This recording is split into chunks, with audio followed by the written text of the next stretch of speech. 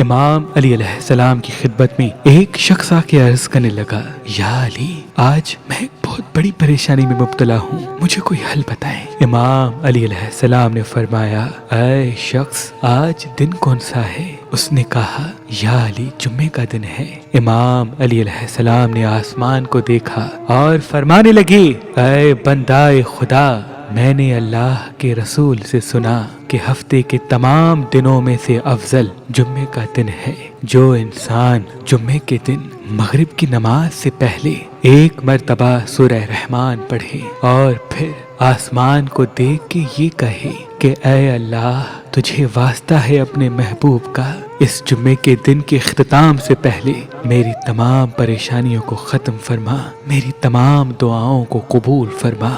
یہ ہو ہی نہیں سکتا کہ انسان خلوص دل سے جمعے کے دن یہ دعا مانگے اور اللہ وہ رد کر دے، کیونکہ اللہ کی رحمت اس دن میں زمین پہ برستی ہے اور تمام فرشتے ایک ایک انسان کی طرف منہ کر کے کہتے رہتے ہیں، کون ہے جو اس دن میں اللہ سے اپنی مرادیں پانا چاہتا ہے؟ کون ہے جو اپنی مصیبتوں سے نجات پانا چاہتا ہے؟ کون ہے جو اپنی تقدیر کو بدلنا چاہتا ہے؟ بے شک جمعے کے دن سورہ رحمان پڑھ کے مانگی ہوئی دعا اللہ کبھی رد نہیں کرتا، اللہ کبھی رد نہیں کرتا۔